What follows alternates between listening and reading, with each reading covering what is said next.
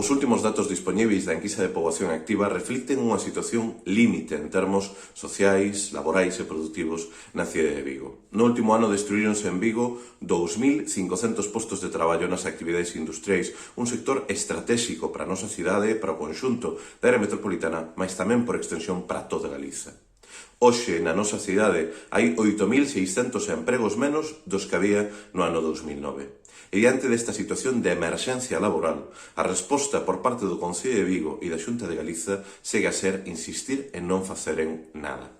Dende logo, en opinión do Bloque Nacionalista Galego, responder a esta situación límite que coloca a cidade de Vigo nun momento moi complexo onde millares de viguesas e de vigueses non teñen a posibilidade de acceder a un posto de traballo, non pode pasar pola inercia, por seguir apenas a manter programas que xa eran absolutamente insuficientes. O BNG levamos anos a reiterar que non nos podemos permitir como cidade gastarmos máis en luces e adornos de Nadal ou gastarmos máis en subvencións a aerolíneas privadas do que o Concello de Vigo dedica cada ano ao Plan Municipal de Emprego. Non podemos continuar sin executar o 100% das partidas destinadas á promoción do emprego e, dende logo, vendo os brutais efectos que está a ter a crise do COVID en termos económicos, sociais e laborais, urxe un verdadeiro plan de promoción económica e do emprego. Urxe que o Concello movilice tamén todos os recursos, todas as capacidades que ten para apostar na creación de emprego estável, emprego con dereitos e, dende logo, que brinde oportunidades para o conxunto da poboación.